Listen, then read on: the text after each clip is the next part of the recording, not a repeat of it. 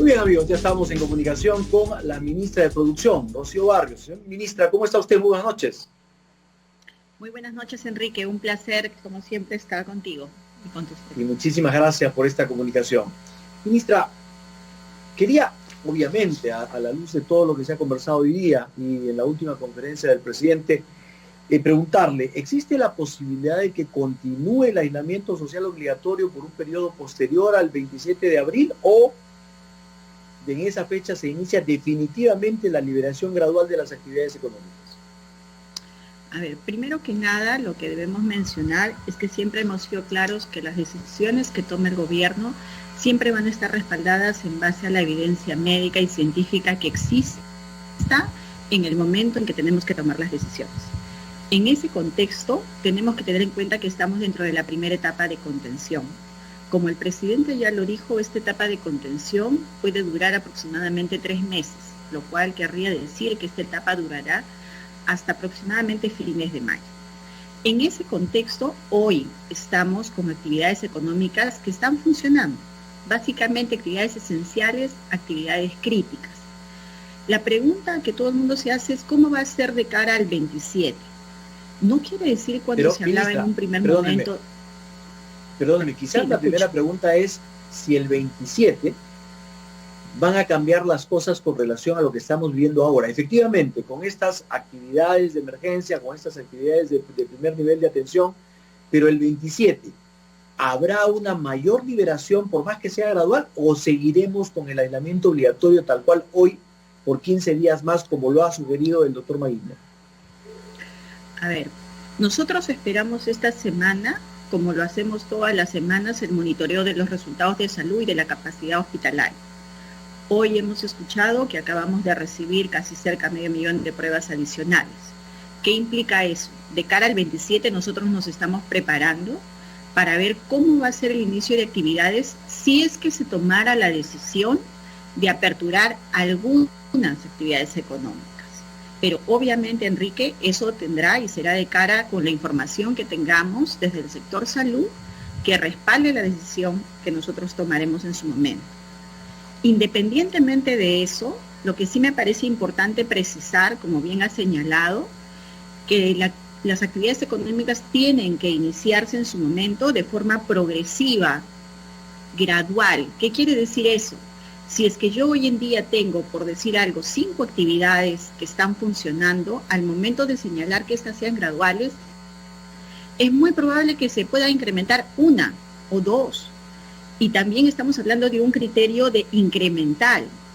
Cosas que tenemos que tener presente para el momento cuando se inicien las actividades, independientemente que sea el 27 o que sea posterior, es que cuando se dice que inicia una actividad económica, no se quiere decir que la actividad va a ingresar a trabajar o a operar al 100%. Tendremos que evaluar los resultados desde el sector salud para poder determinar en qué capacidad productiva es la que se va a autorizar, en qué medida y obviamente también graduar y medir los niveles de riesgo desde el punto de vista de salud en regiones.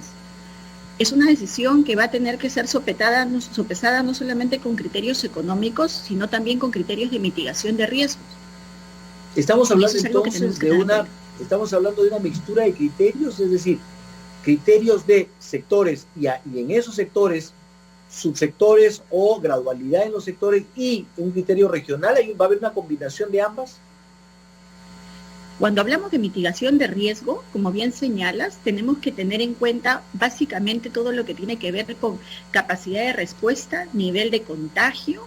Tenemos que ver cómo está el nivel de contagio en las regiones. Si tú recordarás, hoy responsablemente se tomó la decisión inclusive de tener horarios diferenciados en 5 regiones. ¿Por qué?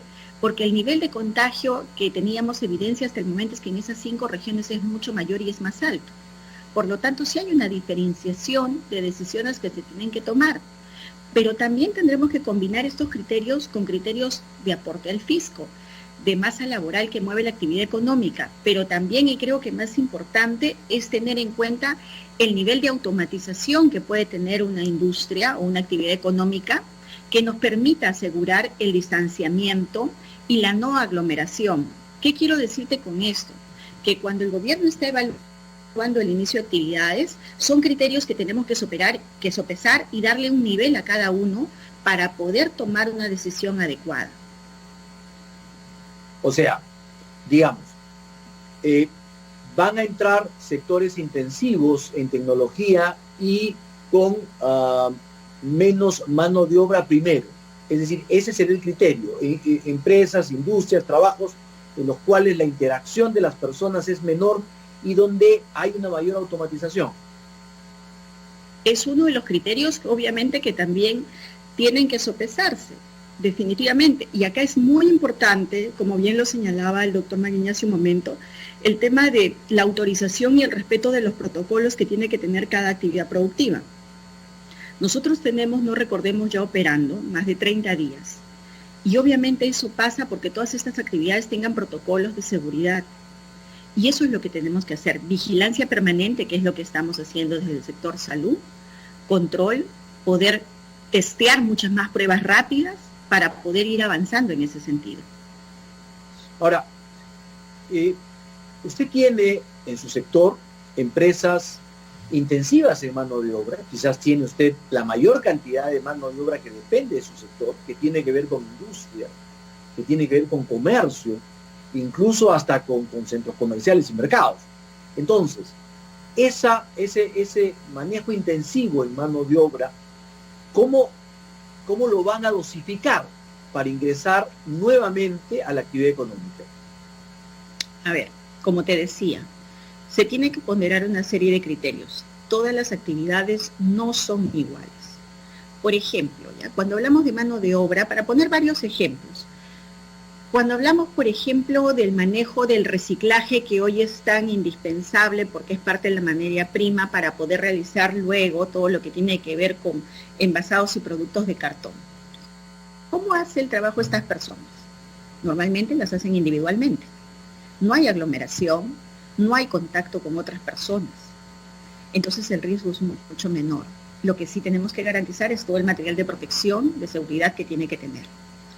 Cuando hablamos de empresas, por ejemplo, si hablamos textiles, de empresas, en el caso de textiles, en el caso de textiles, ahí sí tenemos que tener cuidado, porque mucho va a depender del tamaño y del tipo de empresa, y del tamaño del taller donde se realice básicamente la actividad. Y ahí sí tendremos que entrar al nivel, cuando hablamos de protocolos, al nivel de riesgo, de metros cuadrados por persona que tienen que trabajar dentro de un taller, ¿no? Le pongo el ejemplo de Gamarra. Ya. En el caso de Gamarra, nosotros estamos coordinando y hemos tenido algunas reuniones ya por videoconferencia justamente de cara para el momento en que inicien actividades. Es muy probable que en el momento en que inicie actividades Gamarra va a tener que hacerlo a puerta cerrada. Y obviamente estamos viendo ahí un mecanismo por el cual sea por días, por turnos, ver cantidad de aforo, controlar cantidades de aforo dentro de los talleres, material de protección. Entonces, como te digo, cada actividad tiene que tener un protocolo específico para el tipo de la actividad económica que realiza y para garantizar justamente minimizar el riesgo de contagio. Y eso es algo de lo que se está hablando y lo que estamos haciendo. Sin ir muy lejos, en el sector textil nosotros tenemos más o menos 45.000 empresas, hablando de formales. Nosotros hemos exceptuado al sector textil porque necesitamos mascarillas, necesitamos mandilones, necesitamos producir para nivel nacional. Nosotros hemos liberado con ciertos criterios que nos han permitido modelar y garantizar seguridad, y eso implica que tan solo en este momento están operando aproximadamente 196 empresas. Ahí es donde cobra sentido el sentido de la gradualidad, de la progresividad y de la incrementalidad. Dependiendo de los resultados del sector salud y cómo vamos avanzando con la capacidad de respuesta, es probable que en un mes, en semanas, dependiendo de lo que nos diga el resultado, nosotros ampliemos la gama y sumemos a más textiles trabajando a nivel nacional. Pero a puerta cerrada. Cuando se habla de aperturar actividad económica, no se habla de aperturar a la actividad en su concreto, en su totalidad. No. En Produce tenemos la base de datos de cantidad de empresas por regiones y por cada tamaño, lo cual nos permite efectivamente poder tomar una decisión de saber dónde vamos a tener la autorización para que operen la cantidad de empresas necesarias que no nos expongan en riesgo, ni ellos tampoco.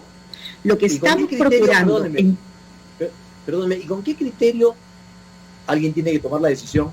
Ustedes van a determinar qué empresas van a ir entrando. A ver, primero no es un criterio de qué empresas, es un criterio que se hace para focalizar y poder llegar a un número de acuerdo al porcentaje que debería operar en una etapa inicial y básica. Y eso se toma, por ejemplo, con criterios cuánto niveles de ventas, niveles de trabajadores que tiene la empresa, tamaño de los talleres, el tema de si cuentan con protocolos autorizados. Entonces, hay una serie de criterios que se empiezan a diseñar justamente para garantizar que estas empresas que operen puedan tener la garantía de reducirnos el riesgo de contagio. ¿Qué nivel de automatización tienen las empresas? Entonces, es así que uno va efectivamente aplicando la progresividad y gradualidad. Pero por eso cuando se habla del inicio de actividades, lo importante, la actividad económica no puede parar, pero tiene que tener un inicio responsable. Nosotros como gobierno buscamos obviamente la menor cantidad de bajas posible en las vidas de las personas. Siempre nuestra prioridad es que las personas puedan salir de esto y que logremos ganar esta guerra. Pero también tenemos que lograr que las empresas no mueran, porque obviamente estamos hablando de masa laboral y eso es sumamente importante. Y ahí es donde cobra sentido todos los programas que el Estado ha venido emitiendo. Pero entonces, debo entender que van a empezar gradualmente, progresivamente, se van a ir incrementando de a pocos, pero no habrá, por ejemplo, en la primera etapa, atención al público. No, por lo menos hasta el momento, con excepción de los supermercados y mercados, porque obviamente ellos comercializan alimentos de primera necesidad, bienes de primera necesidad, en el resto de operaciones lo que se procura es que no haya contacto al público. No es que se aperturan los centros comerciales, no. No, muy bien. Entonces, si no hay centros comerciales, si no hay venta al público, ¿se va a permitir las ventas por delivery o las compras online? A ver, ha habido mucho debate sobre eso. Ha estado mucho debate en el tema del delivery. Es cierto que en otros países está funcionando la entrega a domicilio, ¿no? Pero también tenemos que ver nuestra realidad. Nosotros no nos negamos a nada, o sea, tenemos que evaluar todos los escenarios y es lo que estamos haciendo. Pero lo que siempre vamos a tener que garantizar es la seguridad, no solo del consumidor al momento de que llegado el momento reciba el producto, sino también garantizar la seguridad del trabajador que está haciendo ese servicio. ¿Qué quiere decir? Que cuente efectivamente con una relación laboral que le garantice su seguridad, que le garantice también que pueda tener atención a salud oportuna, aseguro. Eso es importante, importante. Estamos evaluando el tema de la entrega a domicilio, pero estamos viendo cuál es el mejor modelo para nuestra realidad. Y sobre eso es que decidiremos. Y seguro, llegado el momento, se decidirá también a una cantidad mínima. Porque, a ver, Enrique, como bien te escuchaba conversar con el infectólogo hace un momento, no hay modelo perfecto. En el camino lo estamos haciendo al andar y tomando decisiones en base a evidencia nacional que tenemos.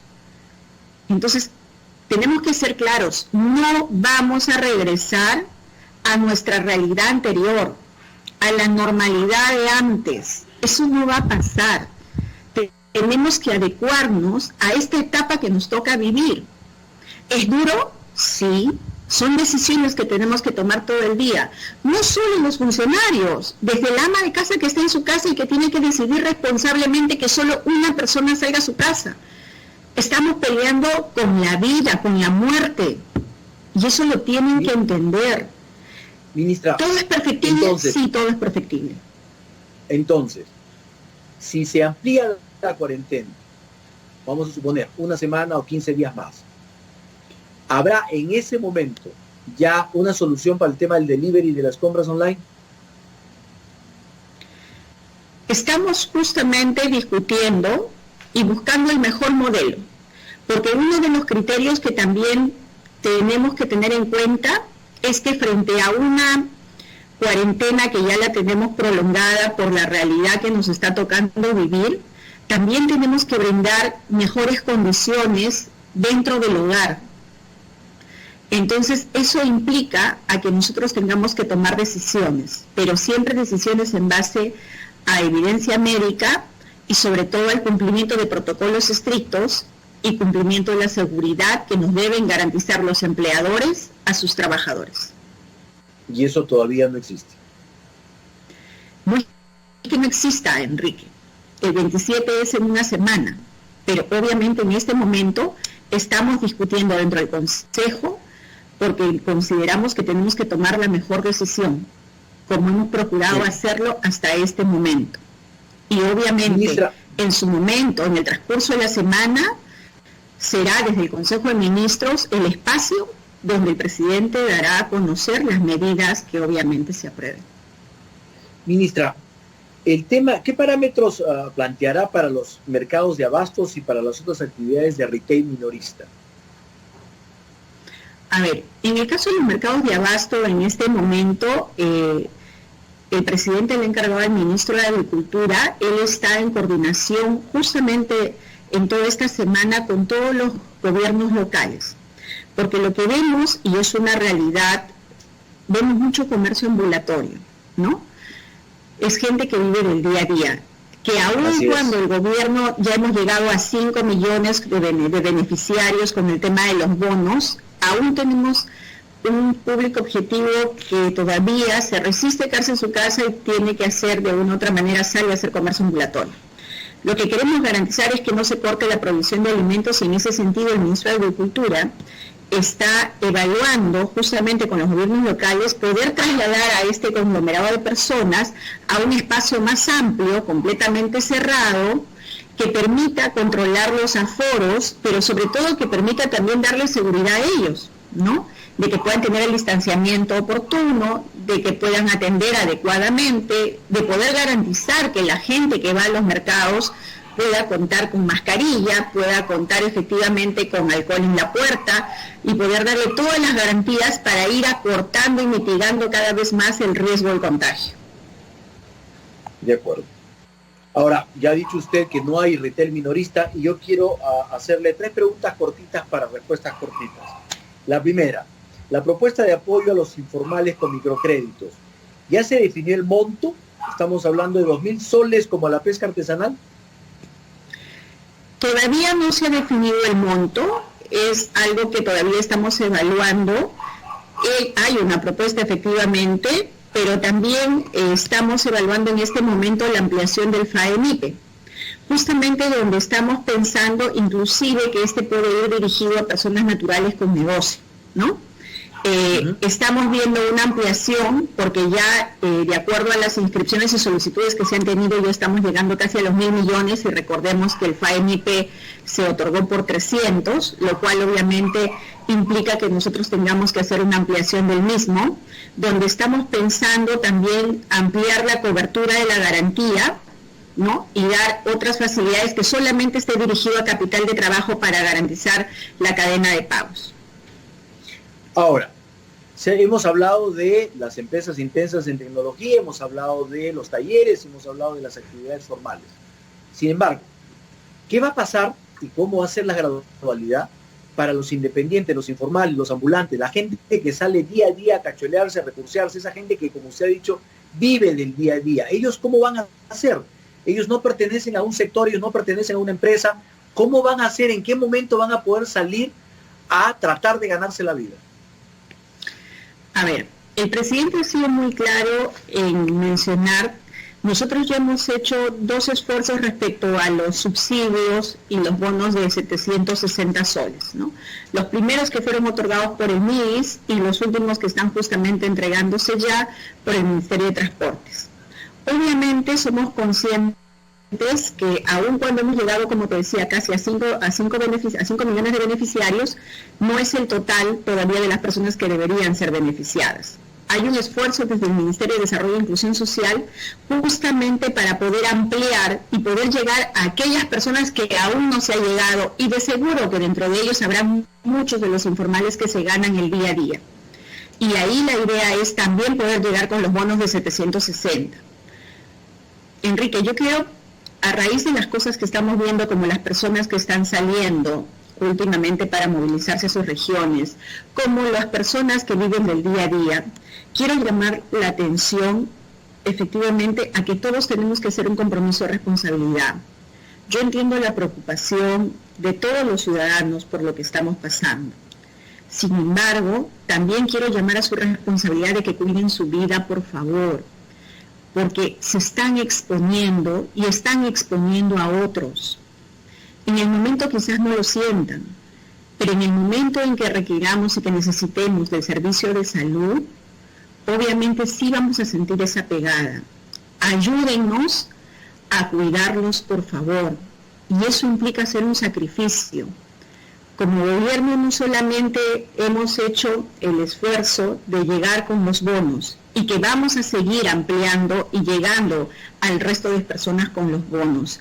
Se ha hecho también, no olvidemos, la transferencia a todos los gobiernos locales para que puedan llegar con víveres y canastas familiares a aquellas familias que quizás no fueron beneficiadas con los bonos. Y ahí permítame interrumpir la ministra, porque sucedió que ustedes transfirieron eso para que el gobierno central no tuviera que ocuparse de esa entrega, y sin embargo ahora los ministros van a supervisar esa entrega. Entonces no hay un mea culpa ahí, se utilizó el mejor canal para eso, no pudieron hacerlo con las Fuerzas Armadas, las iglesias, como muchos planteaban. ¿Por qué hacerlo a través de los municipios? Es como poner a un policía debajo de un semáforo, es decir, 2 niveles de gobierno para una sola tarea. ¿No le parece eso un poco redundante?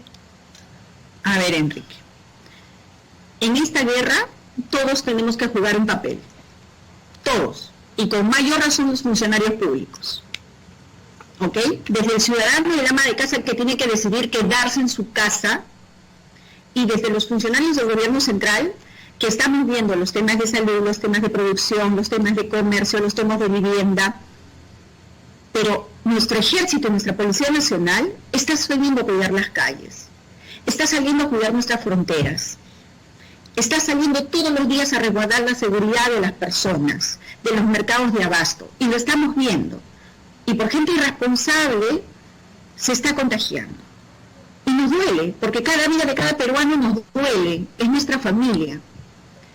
¿Eso qué quiere decir? Que tanto los gobiernos regionales como los gobiernos locales también tienen un papel que cumplir en esta guerra, porque son funcionarios públicos y porque son los que tienen inmediatez con su distrito, con su provincia. Pero mire usted lo que está pasando. Y entendemos que también están preocupados por ellos.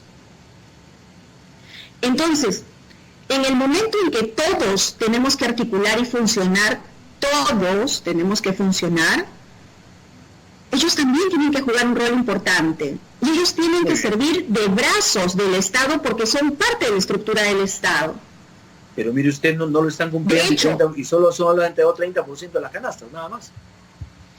Y tenemos que mejorar y tendremos que hacer un acompañamiento a eso. Porque quizás hay un déficit de capacidad de gestión y tendremos que ayudar.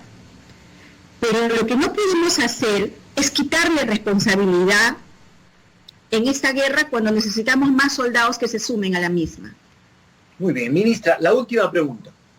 ¿Van a promulgar o van a observar la ley emitida por el Congreso sobre el retiro del 25% de los fondos de las AFPs? Yo creo que siempre hay una oportunidad de mejora, ¿no? Entonces, más que discutir del 25%, que ya desde el gobierno hemos emitido una norma y estamos justamente evaluando la efectividad de la misma, creo que no debemos perder la oportunidad, como ya lo dijo el presidente, de poder hacer una revisión integral de todo el sistema. Claro, eso es una posibilidad. No nos distraigamos en el 25%, sino yo creo que más bien empecemos a ver efectivamente la solución integral, y creo que en eso coincidimos con el Congreso. Muy bien, eso todavía estamos dentro del plazo. Es una posibilidad. Están dentro del plazo. Para responderte, para responderte, Sí. Enrique, estamos dentro del plazo, ¿no? Entonces nos parece responsable, obviamente, como tú sabes, una autógrafa entra a todos los sectores y todos los sectores opinan dentro de sus competencias. En este momento, hasta donde tengo conocimiento, todavía no todos han emitido sus opiniones. Por lo tanto, sería muy prematuro en este momento decir si se va a observar o no la autógrafa. ¿Y podemos saber cuál es su opinión? Mi opinión es que tenemos que ser responsables en las decisiones que tomemos y que a veces no todo lo que pueda ser bueno para la mayoría en un primer momento pueda ser lo que nos garantice la efectividad de la medida. ¿Qué quiere decir esto? Que quizás hay que pensar bien, ¿no? Para tomar la mejor decisión. Pero creo que no nos debemos detener en no mirar lo importante. Lo importante y el compromiso del gobierno es que se va a entrar a debatir, a analizar y a reestructurar el sistema que actual tenemos. Y eso sí es en beneficio de todo el país. Y eso es algo que tenemos que hacerlo de la mano con el Congreso. Y estamos seguros que el Congreso nos va a acompañar en ese proceso. ¿Usted observaría la norma entonces? Sería muy irresponsable atribuirme una decisión que no solo es mía en este momento, Enrique. Muy bien, ministra, muchísimas gracias por este amplio diálogo que hemos tenido. Le agradezco mucho. A ti, Enrique, muchas gracias. Muy y amable. Un llamado a toda la población. Yo sé que todos quieren llegar bien a su casa, y es humano y es natural. Nosotros también queremos que lleguen bien. Eso implica, por favor, que se cuiden y que respeten las directivas que dé el gobierno, porque queremos garantizar ese traslado seguro y que lleguen bien a casa, no que lleguen mal. Muy bien. Muchísimas gracias, ministra. Muy buenas noches. Muy amable. Buenas noches. Ha sido la ministra de la Producción, Rocío Barros. Vamos a una pausa y regresamos para hablar